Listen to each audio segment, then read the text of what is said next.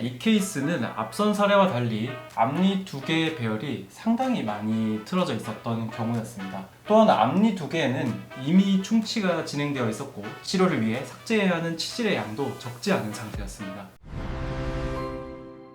안녕하세요. 여러분의 치아 건강을 지키는 바른손치과 손기진 원장입니다. 실제 저희 치과에 내원하시는 환자분들 중 앞니가 조금 돌아가 있거나 서로 겹쳐 있으면 이런 말씀을 많이 하십니다. 원장님, 앞니가 너무 보기 싫은데 교정은 너무 오래 걸려서 하기 망설여져요. 앞니가 많이 벌어져 있으면 교정이 필수겠죠? 라미네이트로는 어떻게 못하나요? 결론부터 말씀드리면 교정 없이 라미네이트만으로도 개선이 가능한 경우가 많습니다. 간단한 설명을 드린 후에 실제 제가 치료한 케이스들을 함께 보며 삐뚤어진 앞니를 볼 때 제가 어떤 부분들을 확인하는지 설명해 드리도록 하겠습니다. 가장 먼저 알아야 할 것은 라미네이트와 교정의 차이입니다. 교정은 치아 자체를 이동시켜 실제 배열과 치아의 맞물림을 바꾸는 치료인데요. 반면 라미네이트는 치아를 움직이는 것이 아니라 치아 앞면에 세라믹을 붙여 겉으로 보이는 모양을 바꾸는 치료입니다.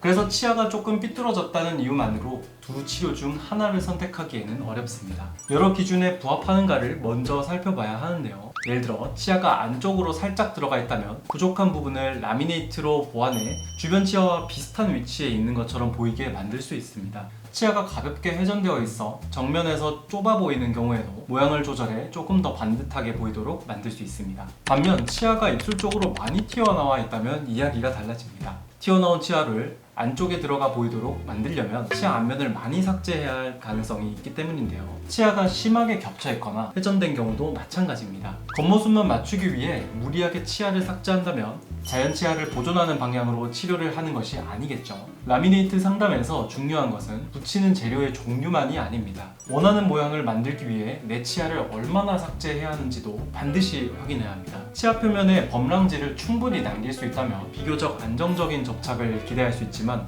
치아가 많이 튀어나와 있거나 위치가 좋지 않아 삭제량이 커진다면 치료 계획을 다시 짜볼 필요가 있습니다. 그래서 상담할 때는 완성된 모양만 보는 것이 아니라 이 모양을 만들기 위해 어느 부위를 얼마나 삭제해야 하는지, 범랑지를 어느 정도 남길 수 있는지, 치아의 두께가 지나치게 얇아지지는 않는지를 함께 살펴봐야 합니다. 경우에 따라서는 교정으로 치아 위치를 조금 이동시킨 뒤 필요한 부분만 라미네이트로 보완하는 복합 치료를 하는 방향으로 가야 할 수도 있습니다. 라미네이트를 한 뒤에도 조심해야 하는 부분들이 있는데요. 정면에서 예쁘게 보이는 것과 별개로 위아래 치아가 잘못 맞물려 있는 상태라면 라미네이트가 반복적으로 눌릴 수 있습니다. 특히 아래 앞니가 라미네이트 끝부분을 계속 밀거나 식사할 때 특정 치아만 먼저 닿는다면 라미네이트가 깨지거나 떨어질 가능성도 있기 때문에 평소에 이를 악물거나 이를 가는 습관이 있다면 먼저 이런 습관을 고쳐보는 것도 의외로 중요합니다.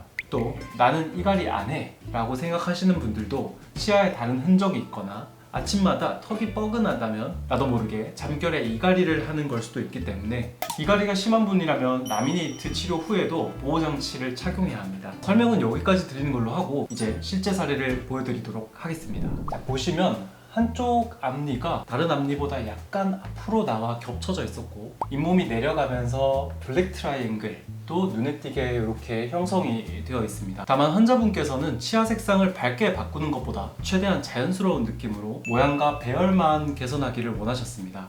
이런 경우 교정 치료를 하게 되면 치료 기간이 길고 환자분이 원하시는 심미적인 결과를 충분히 만족시키기에는 한계가 있었습니다. 그래서 치아를 아주 조금만 다듬은 뒤 단 2번의 내원만으로 라미네이트를 완성해드렸고 자연스러운 치열과 형태를 회복하면서 환자분께서도 매우 만족하실 만한 결과를 얻을 수 있었습니다.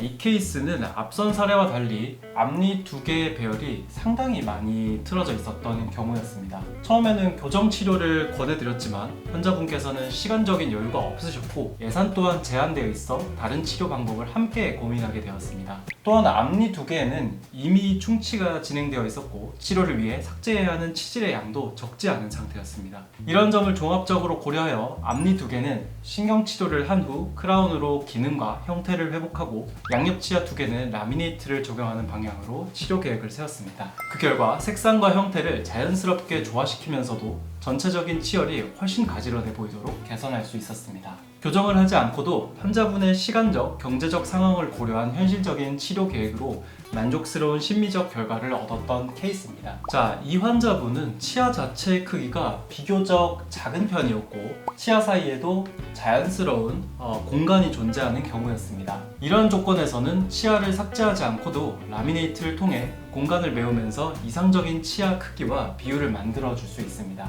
그래서 이 케이스는 치아를 전혀 삭제하지 않는 완전 무삭제 라미네이트로 진행했습니다. 기존 치아를 그대로 보존하면서도 치아 사이 공간을 자연스럽게 채우고 전체적인 형태와 비율을 개선하여 훨씬 균형 잡힌 미소를 완성할 수 있었던 케이스입니다.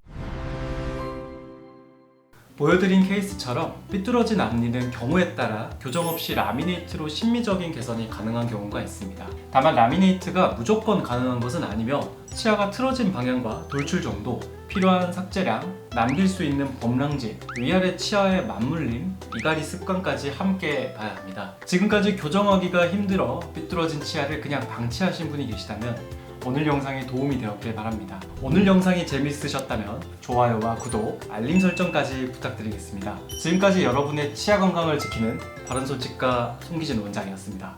감사합니다.